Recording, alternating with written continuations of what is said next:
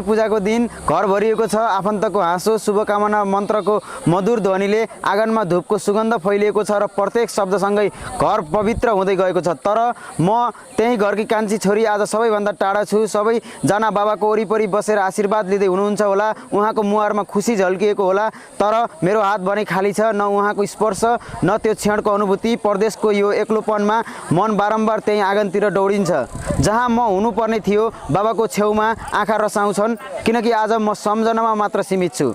मन्त्रहरूले घरलाई पवित्र बनाउँदैछन्, तर मेरो मन भने बुबाको सम्झनाले भिजिरहेको छ। कति भाग्यमानी हुनुहुन्छ सबैजना जुन क्षणहरू तपाईँहरूको साथमा बितिरहेका छन्, र कति अधुरा मेरा पलहरू जो टाढाबाट मात्र हेर्दै बित्दैछन्। हे भगवान्, मेरो मायालाई त्यहीँ पुर्याइदिनुहोस् जहाँ मेरो बाबा हुनुहुन्छ।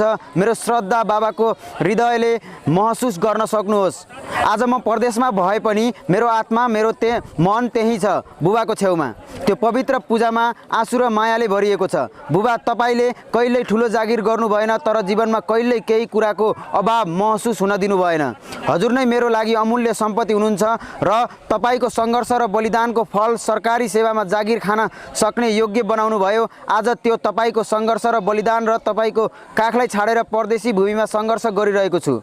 आज म यहाँबाट तपाईँलाई 84 को पूजामा उपस्थित हुन नसके पनि मेरो मन, मेरो भावना र मेरो श्रद्धा सबै तपाईँको साथमा छ। बाबा, तपाईँको फाटेका पैताला र आमाको टालेको धोती आज पनि मेरो आँखामा झलझली आइरहन्छ। त्यो सदगीभित्र लुकेको महानता, त्यो अभावभित्र लुकेको उदार मन सायद शब्दले कहिल्यै बयान गर्न सकिँदैन। बाटो हिँड्ने मानिसलाई बोलाएर दही, मोही, शरबत खुवाउने, ठेकीमा खन्याएको दुध फेरि झिकेर खिर बनाएर खुवाउने तपाईँको त्यो विशाल मन आज पनि उनीहरूको सम्झनामा होलान्। अब हामी तल बसाइसकेपछि बाटो हिँड्नेहरूले त्यो बुढा कहाँ गएछ भनेर सोध्थ्यो रे।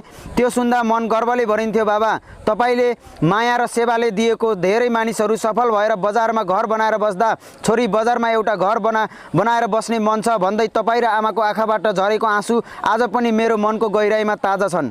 आमाको त्यो सपना अधुरै रह्यो। बाले त 84 गर्लान्, म त बाँच्दिनँ होला भन्दै आमाका आँखाभरि आँसु आएको त्यो पल म कसरी बिर्सन सक्छु र। त्यो सम्झदा आज पनि मन भक्कानिन्छ। जीवनभर दुःख सहेर, अपमान सहेर पनि कहिले हरेस नखाने तपाईँको र आमाको साहस, त्याग, समर्पण, अत्याधुनिक सोच र सधैँ सकारात्मक रहने बानी, यी सबै मेरा लागि जीवनमा मार्गदर्शक बनेका छन्। तपाईँले सिकाएको धैर्य, माया र मानवता नै मेरो सबैभन्दा ठुलो शक्ति हो। बुबा, आमाका कतिपय सपना अधुरा नै रहे बाबा, तर हजुरको कुनै पनि सपना अब अधुरा नरहुन्। हजुरका आँखाबाट कहिल्यै आँसु नझरोस्, सधैँ मुस्कान मात्र रहोस्। हाम्रा सपना पुरा गर्न हजुर